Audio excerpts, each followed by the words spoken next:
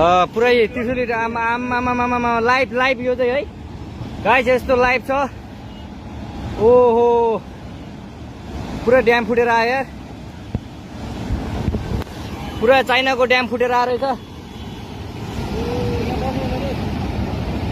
आमामामामामा ल यहाँ हामीले अब ओहो यार यो पुरै ड्याम फुटेर आएको यो घर गयो यो। ल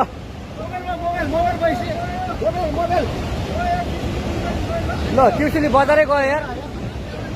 ल गयो यार ओ ए सिलास यता आऊ यता